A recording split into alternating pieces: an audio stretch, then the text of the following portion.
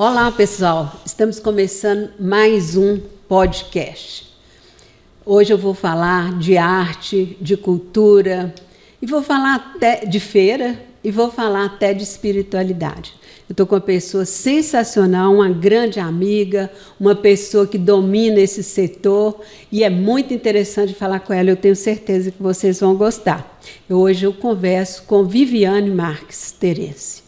Viviane, é um prazer te ter aqui para esse podcast, viu? Tudo bem? Tudo bem, Felícia. É um prazer estar aqui. Você sabe que a vida não me deu irmãs, né? Eu passei uma vida falando que eu queria, mas as amigas, né? Você é uma amiga irmã, a gente divide muitas outras coisas além dos nossos prazeres normais da nosso convívio, a gente divide muita coisa, né? Isso. Viviane, eu vou começar pela sua história. Você é Montes Clarence, saiu daqui, foi para Belo Horizonte estudar. Na época não tinha arquitetura, que me parece foi o seu grande sonho, é seu grande sonho.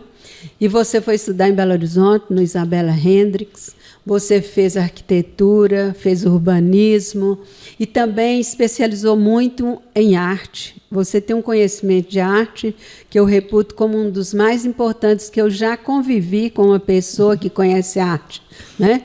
Então, eu queria saber se isso é verdade, o que você acrescenta nessa história. Isso é um exagero.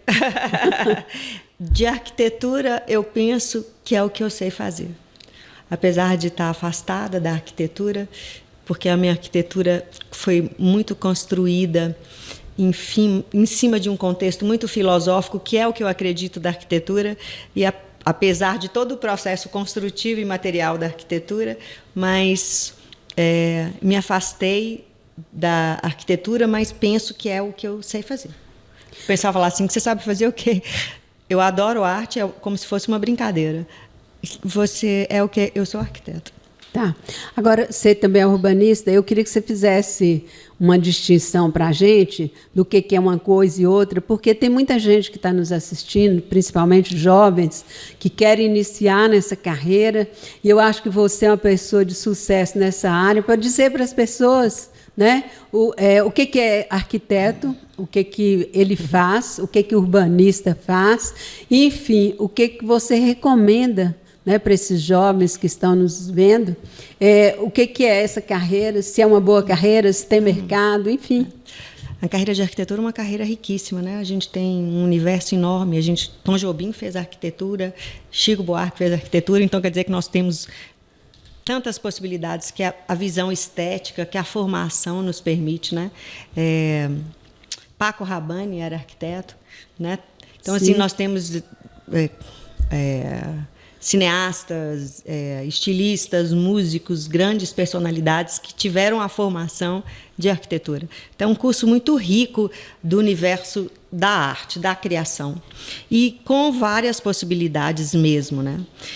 Eu, na faculdade, eu era muito encantada com o urbanismo, muito encantada mesmo. Eu achava, até porque a gente fala do universo do coletivo, né, e a interferência da construção, porque não adianta eu construo aqui, eu interfiro no bairro, na rua, na cidade. Então, ela tem a arquitetura do mínima intervenção, ela tem um impacto muito grande. E dentro de tudo que eu estudo, a cidade, a rua é o lugar do convívio, onde acontecem as coisas, onde há a sociabilidade das pessoas, né? Então, o urbanismo é uma poesia para mim.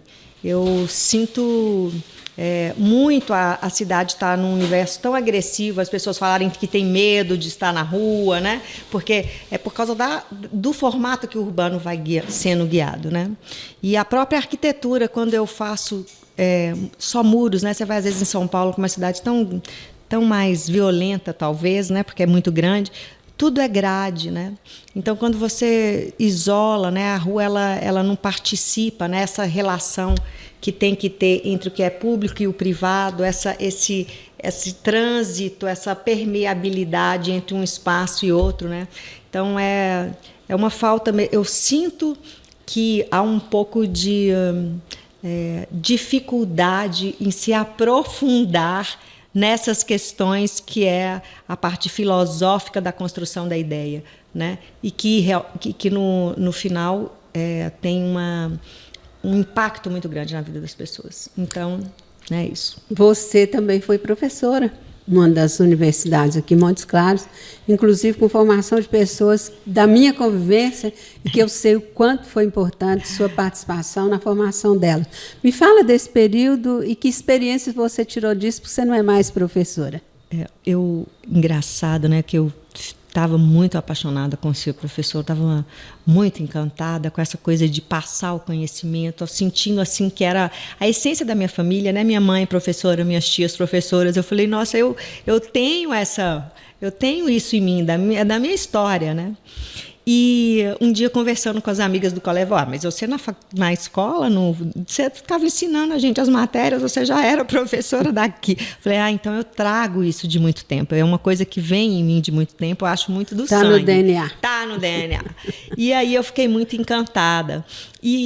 Mas eu era aquela professora exigente, sabe? Eu ficava achando que eu tinha... Nossa, mas isso é tão importante, sabe? E aí eu vi o Karnal, há pouco, falando sobre como ele era. Ele falou, olha, quando eu tinha 30 anos, eu chegava na sala e fazia um banquete para os alunos, e eles não queriam comer, eu enfiava a goela abaixo, entendeu? Hoje eu chego na sala e ponho um banquete, sirva-se, entendeu? Então, quem quiser está convidado. E eu tive essa mesma... Eu via desse jeito que ele via. Eu também não tinha essa maturidade. É ao mesmo tempo, é a mesma, né? Eu achava que aquilo era tão importante, sabe? Eu falava assim, então o povo achava, Danilo falava assim, você dá aula de arte, o povo acha que é perfumaria, entendeu? É um perfume, um detalhe. Eu falava assim, mas como tudo veio de lá, né? Tudo veio da arte para a arquitetura. A gente vai ter poucos momentos ao longo da história que se pensou a arquitetura e da arquitetura veio para a arte. É assim, no gótico especificamente, em alguns pequenos momentos, a gente vai ter uma formação onde a arquitetura é mais importante do que a pintura, do que a escultura. Mas, no mais, tudo começa com eles, com a arte. Falando em arte, você tem um conhecimento, que eu já falei aqui, e atesto, né? Muito grande. E eu queria, assim, que você falasse para a gente até onde isso te levou, porque, pelo que eu conheço, você já foi credenciada pelo Ministério da Cultura para fazer crítica, para fazer curadorias e tudo. Me conta como é que foi isso. Pois é, engraçado, né? Eles estavam fazendo uma seleção e eu enviei o currículo. Quando volta, eu fui credenciada para um tanto de coisa. Eu podia falar de urbanismo, eu podia falar de restauro, depois que eu mandei o currículo, eu podia falar sobre arte. Era enorme, tinha umas 10 coisas. Então, era uma confirmação do estudo, porque tudo foi através do estudo. Eu achava que... com a arte, era uma brincadeira com Yuri pintando criança, e a gente sempre conversando sobre aquilo. E lá em casa tinham muitos livros, papai gostava de muito, e tinham livros de arte. Então a gente ficava folheando os livros de arte, né? Yuri apaixonado com Caravaggio. Não, eu apaixonada com Caravaggio, e Yuri apaixonado com... gente, os dois barrocos eram o nosso encantamento. De meninos, mas era uma coisa que a gente achava. Então, em Belo Horizonte, quando a gente vai a Belo Horizonte, a gente ia em todas as exposições. E aí, aquilo começa o que parecia só uma brincadeira, né? Começa a desenvolver todo um olhar, começa a mostrar um conhecimento, várias pequenas coisas vão acontecendo aí. Aí você compra um livro de arte, você quer aprender um pouco mais, mas era como se fosse uma grande brincadeira. E aí Yuri vai fazer a primeira exposição. Então e ficavam pessoas chamando. Aí eu ficava assim, não, esse lugar não pode. A gente ficava selecionando para ele. Eu acho que esse lugar não é bom, esse lugar não é importante, esse lugar não vai dar o destaque que o seu trabalho merece, até chegar a hora que ele vai fazer a primeira exposição. Foi na galeria do Grupo Corpo e precisava que se escrevesse algo sobre a obra. Aí ele, diva, é você, que ele me chama de diva, né? Diva, você escreve. Não tem ninguém para que conhece melhor e que vai escrever. E eu escrevi o texto sobre a obra. Tinha 22 anos. Escrevi o texto sobre a obra. Em Belo Horizonte, a gente tinha um crítico do estado de Minas, que ele chegava nas exposições e ele era muito severo. Então, as pessoas achavam ele chato, sabe? Achavam ele chato mesmo, assim, ele não era acessível. E aí, eu escrevi o texto e entreguei para Yuri. Naquela época, escrever mesmo, à mão, né? Tá, entreguei para Yuri. Aí, eu em casa, recebo um telefonema. Você, por acaso, esse texto aqui do Yuri, foi você que escreveu, menina? Eu falei, foi. Mas que absurdo é esse, um texto bom desse sem ter uma assinatura? Entendeu? Olha aqui, eu vou publicar o seu texto na íntegra no jornal, viu? E você não para de escrever sobre isso, não. E desligou o telefone. Então, eu falei, uai, tem alguma coisa. Acertei. Tem alguma coisa aí, né? Tem alguma coisa aí. Eu quero fazer um parênteses nesse seu comentário, porque você cita Yuri, e eu queria que você citasse por completo Yuri Sarmento, que é de Montes Claros, que foi seu amigo de infância e amigo até hoje, irmão também. E eu queria que você então falasse, porque muita gente até nem conhece a obra dele, é um Montes Clarense, filho de Jorge Silveira, né, meu amigo jornalista. E aí que você falasse um pouquinho da obra de Yuri e da importância dele para a obra, né, nacional. Né, Eu acho que hoje, em Montes Claros, Yuri é o artista de maior referência nacional. Né? Nesse momento é um destaque mesmo. A gente vai ter uma retrospectiva do Yuri no Farol Santander, que é um dos lugares mais importantes da arte no Brasil, né? E onde a gente tem exposições dos bambambãs mesmo, né? Da arte. E Yuri é um artista que nasceu, só fazia pintar. E aí vai estudar arte na Guinhar, num momento que a Guinhar era uma escola grandiosa de formação de grandes artistas, mesmo, que vão virar destaques nacionais. Yuri vai estar estudando na Guinhar, vai para Salvador e chega em Salvador aonde não tinha mais espaço para crescer, né? Então, Yuri teve de pintar a roupa da Daniela Mercury enquanto ela está cantando no trio elétrico, né? A todos esses grandes nomes de Salvador terem obras de Yuri, né? O Carlinhos Brown e Paula Lavigne, e então todo mundo. E ele vai para São Paulo, e em São Paulo nós temos hoje a maior feira da América Latina, que é a SP Arte, onde vem expositores do mundo inteiro, e Yuri está sempre expondo na SP Arte, que hoje é um termômetro, né? Quem está na SP Arte hoje são os maiores artistas do mundo. E Yuri está lá, graças a Deus. É um trabalho maravilhoso. Eu sou suspeita, porque ele publica e assim, fora o amor, o tempo inteiro. Mas como conseguiu fazer isso mais bonito? Então, assim, e é sempre as mesmas palavras, porque eu tenho um encantamento com ele, é um irmão, né? A gente dividiu uma vida, a gente cresceu junto, né? A gente foi... E a questão da arte é surpreendente, como pode a cada dia ser mais poético, mais bonito. Nós vamos marcar um outro podcast para a gente falar sobre arte. Inclusive, eu quero voltar para Montes Claros, para você fazer uma análise, para a gente conversar sobre esse mercado todo, os novos que estão chegando, enfim, nós vamos falar mais sobre isso. Mas agora eu queria falar com você o seguinte. Eu acho que durante muito tempo a gente podia gozar assim, de ser rico por ter uma bela mansão, um carro do ano, sei lá, fazer viagens, mas hoje eu acho que a maior riqueza é da saúde mental. Quem tem saúde mental hoje é um luxo, né? E eu acho que a espiritualidade, talvez hoje, seja a grande alternativa das pessoas reconectar com as grandes coisas, com Deus, ou seja lá com quem, mas que seja essa energia que nos move aqui nesse mundo. Não estou falando de religião, não, estou falando assim, de espiritualidade. Eu sei que você, né, faz parte do Vale, né? Eu queria que você falasse do Vale, falasse dessa posição que você tomou e o que isso significa para a sua vida hoje. Aliás, Vale do Amanhecer. Vale do Amanhecer. Vale do Amanhecer. O que acontece? Eu cheguei no Vale doente. Lá no Vale tem uma frase que é: você chega pelo amor ou chega pela dor? Eu cheguei pela dor mesmo. Eu estava com... Poucas pessoas sabem, você sabe, com uma fibromialgia gravíssima, né? Tomando morfina no hospital, estava uma coisa complexa, né?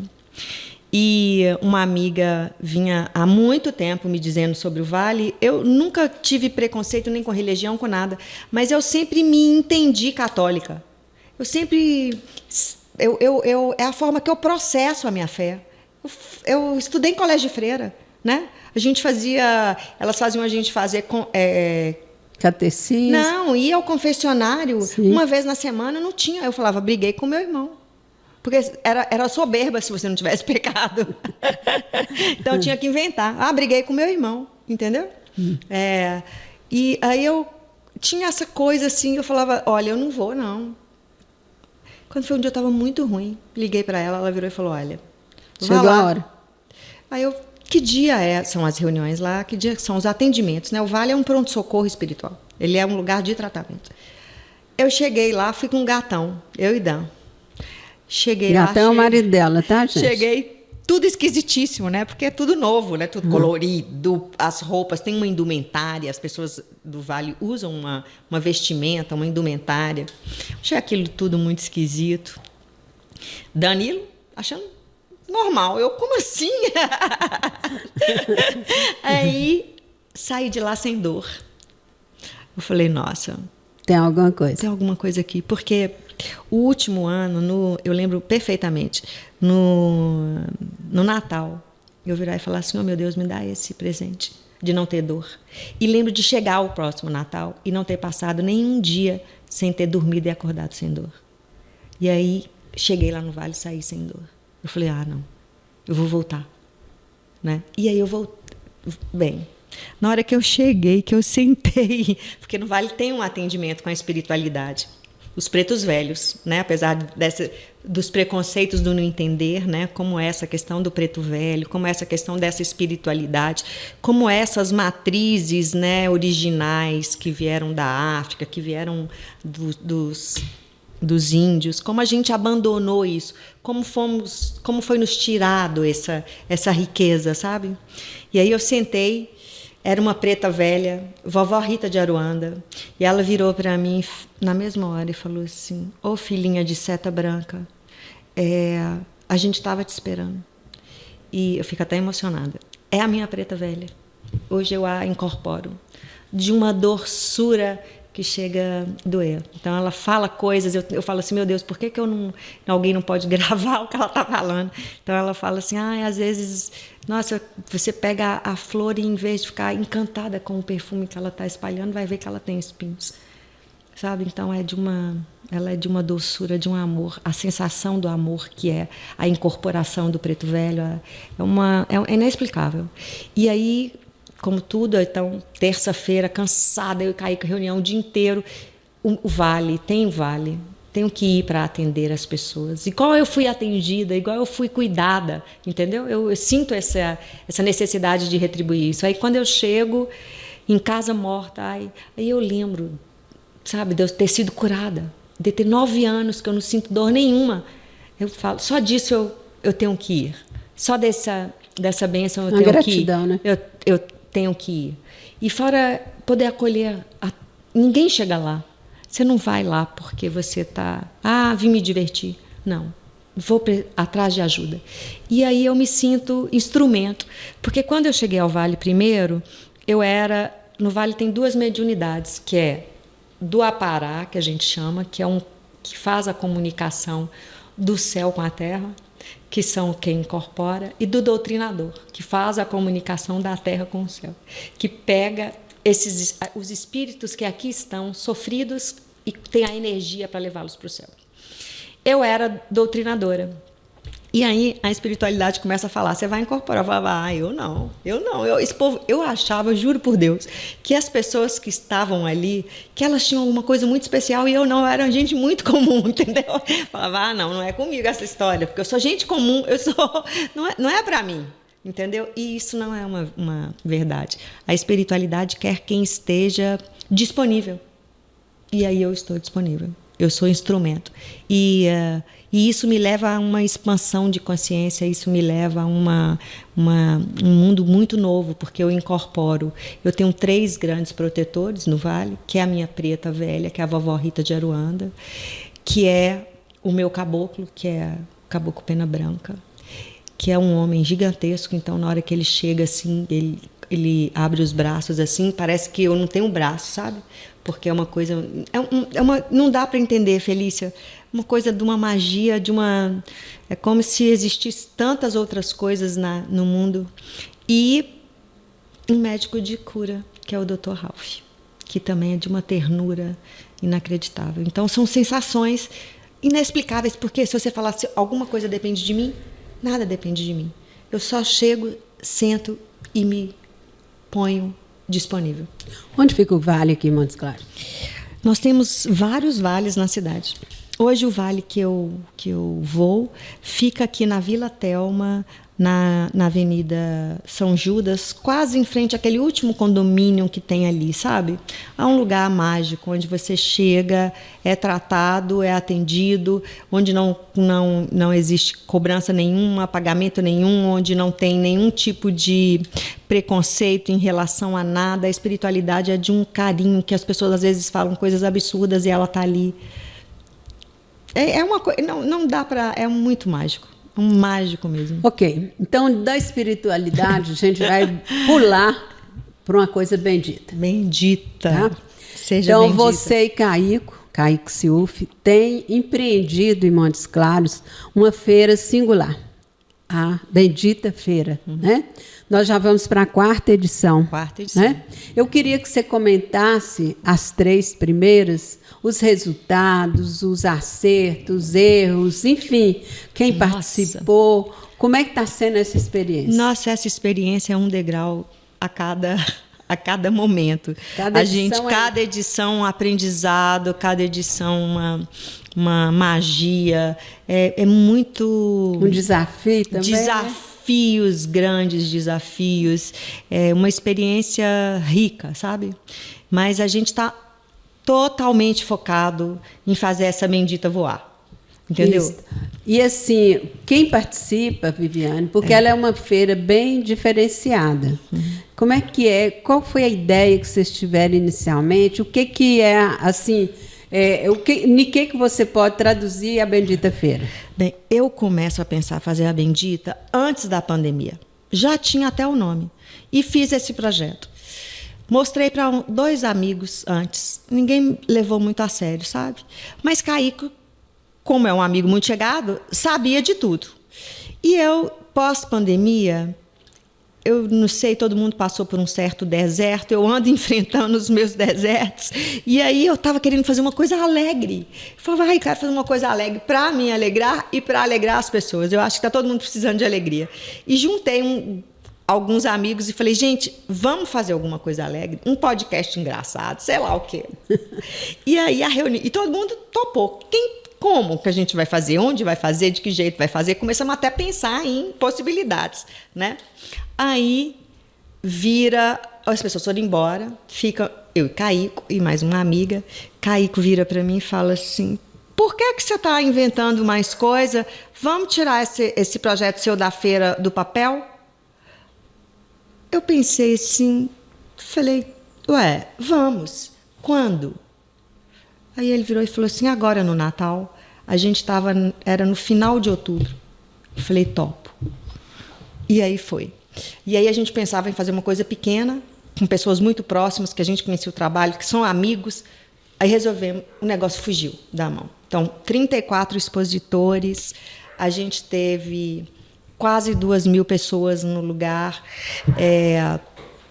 Todo mundo vendeu bastante, que era uma coisa que meio... Apesar de eu achar que a Bendita ela é uma vitrine do seu produto, para mim é importante que haja venda. Então, eu fiquei muito feliz, né? E desses 34 pessoas, assim, todo mundo extremamente satisfeito. Então, uma pessoa que a gente achou que não ficou satisfeita, eu falei, Caico, está perfeito. Aí, uma pessoa em 34, nós estamos bem. Fomos fazer a segunda, já crescendo, porque já tinha muita gente querendo participar.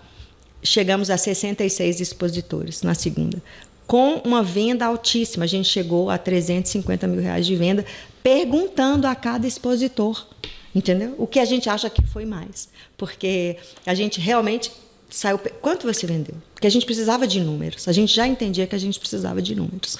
Então, a gente teve essa conta. Quando a gente foi para a terceira edição, já lá onde a gente estava não cabia, não dava. Então, assim, foi impossível circular lá dentro. Estava dificílimo no pátio São Benedito.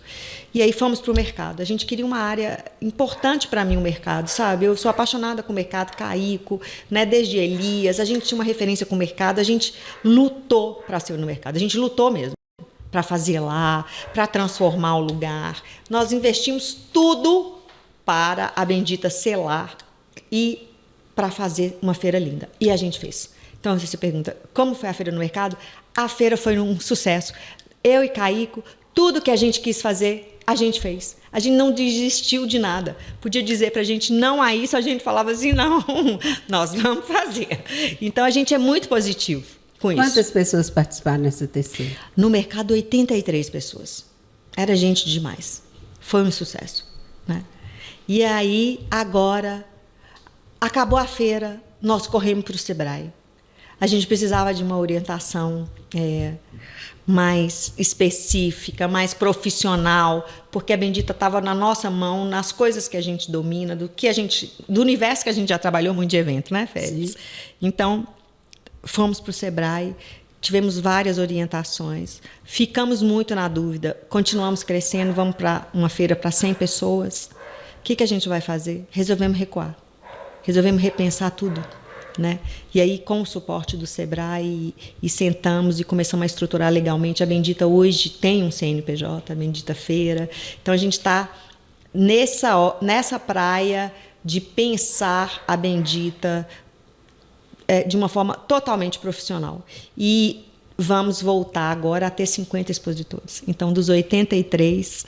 serão só 50, e nós abrimos para eles primeiro. A gente entende e entendemos uma coisa que para nós foi muito importante, que quem está conosco, esteve conosco no mercado, que topou essa ideia dessa loucura, que deu esse suporte, né? Porque a gente teve barreiras para estar lá, e a gente tinha que privilegiar essas pessoas, entendeu? Outra coisa, Viviane, eu vejo que o local de realização de eventos em Montes Claros ainda é uma dificuldade que os produtores têm. E vocês experimentaram isso. Montes Claros tem um centro, né, de eventos, uma cidade desse porte, né, com um turismo de negócio enorme, a gente não tem, sempre esbarra nesse tipo de coisa.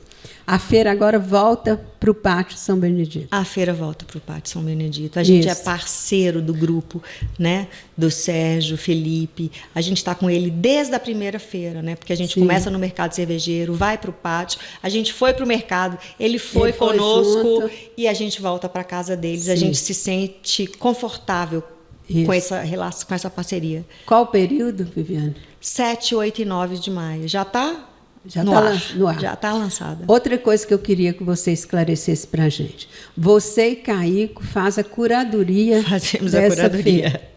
Eu queria que você explicasse o que é curadoria, porque muita gente pode não saber, e falasse também os critérios dessa curadoria para as pessoas que querem participar e às vezes não podem ou não são escolhidas, por que não são? Para as pessoas, isso ficar claro para as pessoas. Bem, uma das coisas que a gente até estava conversando antes de gravar, né, é que hoje eu penso que tudo tem uma identidade. E a Bendita, a curadoria da identidade da Bendita passa por mim, Caico, e passa porque nós temos um gosto muito parecido, né? E isso que a gente decidiu que era, né? Então, o que a gente consome está na Bendita. O que nós consumimos, nós somos clientes da Bendita, eu e Caico. Então, isso é uma das coisas mais importantes. Se eu não compro aquilo, Caico compra, por exemplo. Entendeu? Se eu não tenho aquele produto, Caico tem. A Bendita, a gente é cliente de todo mundo de lá. E, ultimamente, eu só compro presente, só compro coisas do pessoal da Bendita. E eu falo uma coisa bem simples, assim. Eu sei que a Ferrari é um carrão, Felícia, assim, poderoso, caríssimo, né? O dia que eu ficar rica, nem eu, nem Caico queremos ter uma BMW, uma Ferrari. Não tem nada a ver conosco, entendeu? Então, as pessoas nos abordam. Na primeira feira, eu comecei a dizer essa frase. Falar, olha, gente, o seu produto não tem nenhuma identidade comigo e com Caico. Ele pode ser maravilhoso, mas não tem identidade com a gente. Levei muito xingo, sabe? Se eu achava que eu achava que achava muito prepotente, isso, o que eu estava achando. E vou te dizer uma coisa, dessa praia eu me acho, porque são muitos anos de estudos. Se você chegar e ver a minha biblioteca, é muito estudo. Então, eu tenho um achismo bom. Mas levei muito xingo e aí comecei a dizer às pessoas, não tem lugar. Nossa, já fechou, não tem lugar. Nossa, não... Que foi uma forma... Porque me aconteceu exatamente a mesma coisa. Eu fazia as mantas do Bem Querer. E eu mandei para a Mary Design, que faz hoje uma das feiras mais importantes de Minas. E a conheço, tem uma certa... não é minha amiga, mas nós já temos muitos amigos em comum. Mandei para ela, ela falou, sua manta não vende aqui, não. Meu público não vende o seu trabalho. Não compra o seu trabalho. Eu, com as caiduras. Falei, meu Deus do céu, fiquei arrasada. Falei, não, Mary, por favor, você tem que me dizer o quê? Aí ela, não, Viviane, não preocupa com isso não e tal, né? Depois a gente conversa. Falei, não, de jeito nenhum. Depois a gente conversa, não. Nós vamos conversar, sim. Se você tem que me dizer o que você vê. Porque para mim é muito importante isso, entendeu? Pois eu sei que ela tem conhecimento, né? Que é um pouco que eu acho que a pessoa tinha que um pouco também falar comigo, tipo, olha, o que é que você está vendo aqui, né? Porque às vezes eu vejo um trabalho, acho que ele tem potencial, mas ele tem 10 milhões de coisas, de caminhos, então ele não está maduro para o que eu acredito, entendeu? Para o que eu quero mostrar. Porque o que eu tenho mais prazer na Bendita é de chegar e falar com alguém, chegar e eu virar e falar assim, olha que fenomenal isso, entendeu? Então, a Bendita passa por isso, por esse universo meu de Caico, assim, a gente consome, a gente gosta, a gente acredita. Tá.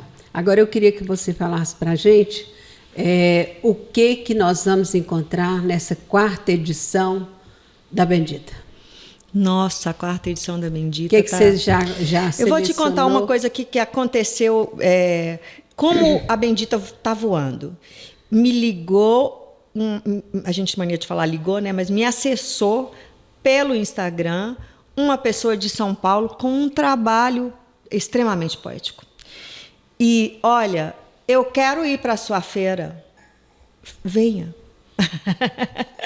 Isso. Venha. Então, a Bendita vai ter surpresas. Na última feira, a gente tinha 40% de pessoas de fora.